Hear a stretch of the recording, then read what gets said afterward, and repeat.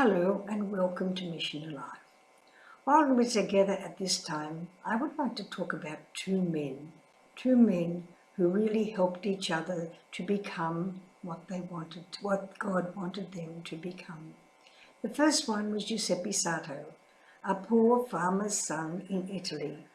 His father was so poor that Giuseppe carried his shoes to school over his shoulder. When he got to school, he put his shoes on, and when school was finished, he carried his shoes home over his shoulders so as not to wear them out, not to cause his family unnecessary expense. So Giuseppe Sarto grew up and became a priest, became a bishop, became a cardinal. And so when the Pope died, Giuseppe Sarto was called to the Vatican to be part of the meeting that would elect the new Pope. During that time, it became obvious that men were looking at Giuseppe Sarto. This was a humble man. This was a good man. This was a man of God. And so Giuseppe Sarto's numbers started to go up. Each time they voted, more and more voted for Giuseppe Sarto. Giuseppe Sarto could see that they were wanting him to be Pope, and he certainly didn't want that. So he went into the chapel to pray about it. What does God really want me to do? And while he was praying, a young priest came in and put his hand on his shoulder and said to him, "Courage, my father, courage." Then Giuseppe Sarto went out and said to the cardinals, "If you elect me, I will accept." It wasn't what he wanted, but he knew it was what God wanted. These men were telling him what God wanted. And so he became Pope Pius X, and he had to choose a Secretary of State.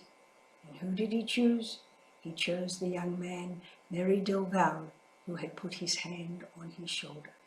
Merry del Val didn't want to be Secretary of State. He wanted to go home to England to work among his own people. He wanted that so much, to work among his own people. So this time he went in the chapel to pray. What does God want me to do? To stay here with the Pope or go home to England? And while he was praying, Pius X, the new Pope, came and put his hand on his shoulder and said to him, "Courage, my son, courage." What the priest had said to the bishop, now the Pope was saying to the priest. And so Merry del Val and Pope Pius X became great figures in our church.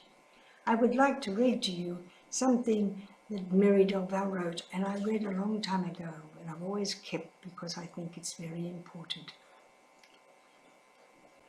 "Only to rest where he puts me, only to do his will, only to be what he made me, though I be nothing still. Never a look beyond me, out of this little sphere. If I could fill another, God would not keep me here. Only to take what he gives me, meek as a little child, questioning naught of the reason, joyful or reconciled. Only to do what he bids me, patiently, gladly today, taking no thought of tomorrow, leaning on him all the way. Only to look at him ever, only to sit at his feet, all that he says to do it, then shall my life be complete." Merry del Val says, only to rest where he puts me, not in England, but in Rome. For Giuseppe Sarto, not among the people, but at the Vatican. Only never a look beyond me, never a look wanting to be something else, wanting to be who I am not. Do you know who you are? Or are you stretching to be somebody else? Yes, it's good to strive. It's good to strive to become better and better. But to be where God wants me to be. And for that, it has to go to the last verse. Only to look at him ever. When Pius X didn't know what to do, he went to Jesus in the tabernacle and prayed. He went to his room and prayed. When Merry del Val didn't know what to do, he knew what he wanted to do, but he didn't know what he really had to do. And so he went and prayed, and somebody came and helped him. Courage, my son, courage. Sometimes the things we have to do in life are not the things that we really want to do. So this week, look at your life. Are you where God wants you to be? Are you who God wants you to be? Are you becoming who God wants you to be?